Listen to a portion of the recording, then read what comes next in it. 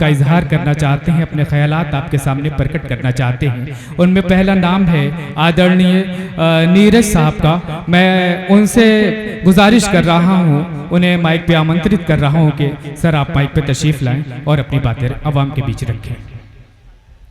All India मुशायरा एवं कवि सम्मेलन के आयोजक, मेरे परम मित्र और जिला कांग्रेस कमेटी के सम्मानित सचिव और मिढ़ौली के प्रधान मुजम्मिल साहब, और इस शानदार आयोजन के लिए इम्तियाज साहब, सूरज भाई, यहाँ पर उपस्थित जितने भी इस कार्यक्रम को संपन्न कराने के लिए जो ताकत लगाए हैं, जो हिम्मत है, उन सब को मैं बधाई देता हूं, धन्यवाद देता हूं, आभार व्यक्त करता हूं।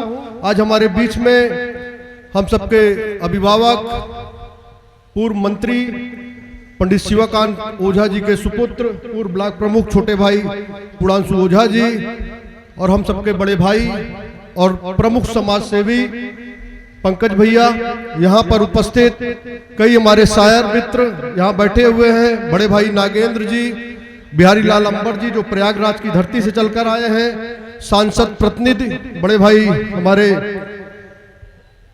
पटेल साहब, यहाँ उपस्थित सभी शायर और हमारी शायरान बहनें का मैं मंच के माध्यम से स्वागत, अभिनंदन, वंदन करता हूँ।